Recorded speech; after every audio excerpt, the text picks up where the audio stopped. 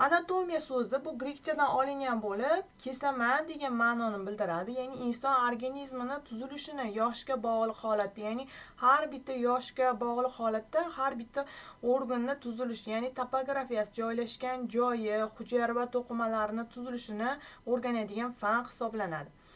Xo'p, homilaning rivojlanishi, ya'ni embrionni taraqqiy etishini o'rganadigan bo'lsak, ya'ni urug'langan tuxum hujayradan zigota hosil bo'ladi va zigotada har bitta embrion qavatlardan iborat. Homilaning tashqi pardasi ektoderma. Masalan, undan tashqi teri qavati hosil bo'ladi. Bundan tashqari homilaning o'sha o'rta qavati mezoderma, undan ichki organlar, ichki qavati, bundan ham ichki organlar taraqqiy etib shakllanib boradi. Organizmda tuzilish birliklari eng kichik tuzilish birligi bu hujayra hisoblanadi. Hujayralar yig'ilib, to'qimalar esa organlar tizimini, organlar tizimi esa bir yaxlit organizmni hosil qiladi. Shundan tuzilish eng kichik birligi hujayrani o'rganadigan bo'lsak, hujayra bu bizning organizmimizning eng kichik tuzilish birligi hisoblanadi. Hujayra har bitta organizmda, har bitta o'sha hujayra to'qimalarda har xil shaklda bo'ladi. Ya'ni kubsimon, disksimon, yumaloq shaklda, lekin har bittasini tuzilishi bir xil.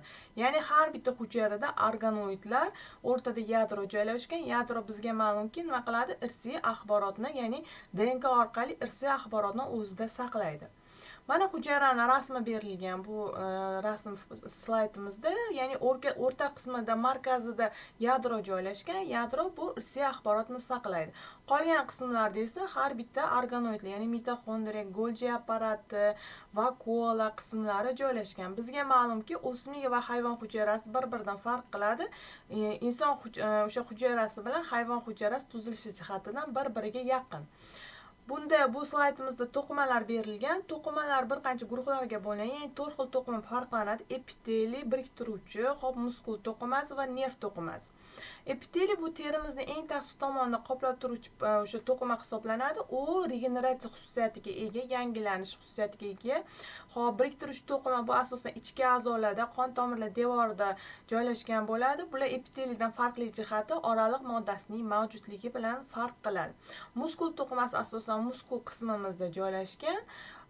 Nerv to'qimasi esa nerv hujayralar, o'sha hujayralarga, nerv organlariga taalluqli. A'zolar endi hop to'qimalar yig'ilib, a'zolar ya'ni organlarni tashkil etadi. Organlar bir qancha qismlar, har bitta organ o'zini ma'lum bir funksional vazifasiga ega, ya'ni ma'lum bir vazifani inson organizmida bajaradi. Mana bu slaydimizda berilgan, ya'ni a'zolar, ya'ni organlar yig'ilib, yaxlit bitta nimani organizmni, har bitta inson bu yaxlitda organizm hisoblanadi. Unda bir qancha sistemalar, tayanch harakat sistemasi, muskullar sistemasi, qon berilgan, qon sistemasi, yurak, tayanch harakat, ya'ni bir qancha sistemalar nima qilinadi? Farqlanadi bir-biridan. Xo'p, endi inson organizmida sathlar farqlanadi, ya'ni sagital, frontal, gorizontal sathlar farqlanadi. Ya'ni bu sathlar nima uchun kerak? Organlarni joylashgan joyi, topografiyasini aniqlash uchun tanamizni bir qancha qismlarga, ya'ni sathlarga bo'linadi. Bundan tashqari inson organizmida o'sha joylashgan joyiga qarab organlarning qismlari ham farqlanadi, ya'ni distal, proksimal, fundal, ya'ni kirish qismi, chiqish qismlari farqlanadi. Inson o'sha qad qomatining tuzilishiga qarab bir qancha guruhlarga bo'linadi. Inson qad qomati, ya'ni asteniklar, normasteniklar va gipersteniklarga bo'linadi. Bundan asteniklarni o'rganadigan bo'lsak, birinchi o'sha rasmda berilgan asteniklar, bular bo'yi uzun, novcha, yelka sohasi torroq, qorin sohasi torroq bo'lgan insonlar, bularni organlarini o'rganadigan bo'lsak, organlari cho'znichoqroq shaklda joylashgan bo'ladi. Keyingi rasmimizda berilgan, bunda normasteniklar berilgan. Normasteniklar bular o'rta bo'yli, qo'l va oyoqlari yelka gavdaga nisbatan mos holatdagi insonlar hisoblanadi. Xo'p, keyingi slaydimizda berilgan, bular gipersteniklar. Gipersteniklar yelka sohasi kengroq, qorin sohasi ham kengroq bo'lgan insonlar. Ularni organlarini o'rganadigan bo'lsak, organlari o'sha kengroq, asosan qorin sohasi keng bo'lganligi sababli qorin sohasida joylashgan organlar asosan eniga kengroq bo'lib joylashgan bo'ladi. Asosan o'tilgan mavzuyimizda o'rganilgan mavzular shular. E'tibor